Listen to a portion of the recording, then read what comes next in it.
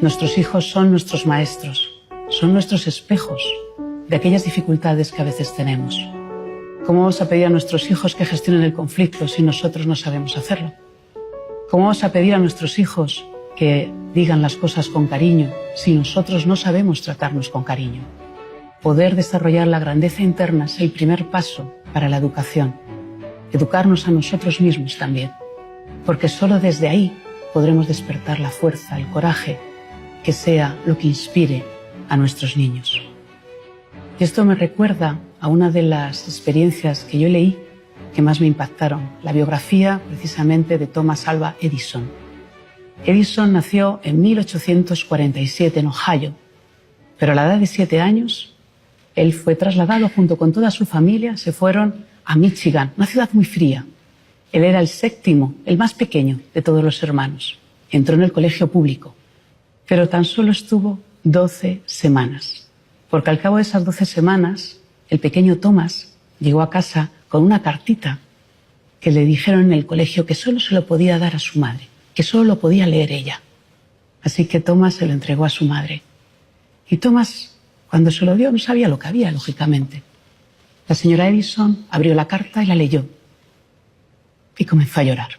El pequeño Thomas se quedó preocupado. ¿Qué pasa, mamá? ¿Qué pasa? Ella se recompuso y le dijo: Thomas, ¿sabes lo que escribe la carta? Lo que dicen, que eres un genio, y que ya la colegio no te puede enseñar más, que tengo que enseñarte yo. Bueno, y ahí empezó a ser ella, la madre, la propia profesora. Así, poco a poco, hasta que Thomas a los 11 años devoraba la literatura, leía libros y leía libros. A los 12 ya empezó a emprender sus primeros caminos en pequeños proyectos, así poco a poco, hasta que ya empezó con la vida de ser un inventor. Bueno, a la edad de 24 años la madre de Edison murió y Thomas, junto con sus hermanos, recogió las cosas y encontró aquel pedacito de carta que le había llevado cuando él era pequeño del colegio. Cuando abrió la carta para recordar lo que su madre le había dicho, en ese momento Thomas fue quien lloró, porque la carta no decía lo que su madre le había dicho. La carta decía: Thomas es un niño enfermo mentalmente. No le permitimos que vuelva al colegio. Eso es el coraje y la grandeza de una madre, o de un padre. Ese es el coraje de poder ver más allá de las etiquetas. La grandeza que tenemos como padres consiste en ver la grandeza en nuestros hijos.